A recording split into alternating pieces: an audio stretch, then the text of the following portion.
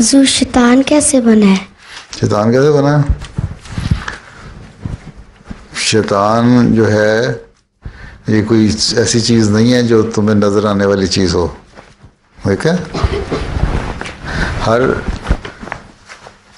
شخص کے ساتھ انسان کو جو غلط کاموں کی طرف لے کے جاتا ہے نا، اگر کوئی نیکی کی طرف لے کے جائے تو اللہ تعالیٰ کے وہ فرشتے ہیں جو تمہارے سے نیکی کرواتے ہیں، اچھا کام کرواتے ہیں.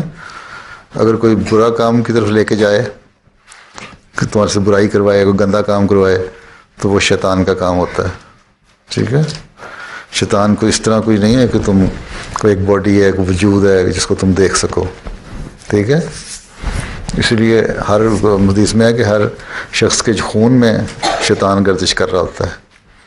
جو تمہارا بلڈ سرکولیشن ہے نا، مطلب یہ ہے کہ تمہارے اندر شیطان ہوتا ہے. اگر جو اچھی باتیں کی طرف لے کے جاتے ہو تو وہ شیطان کی بات نہیں تمہارا دل مانتا، تم نیک ہو جاتے ہو. ہیں آنسر نے فرمایا کہ میرا شیطان بھی جو ہے نا وہ بھی مسلمان ہو گیا ہے. اب مجھے گندے کام کروا ہی نہیں سکتا میرے سے، وہ ہیں اتنا ختم ہو گیا. ٹھیک ہے؟ سمجھ آ گئی؟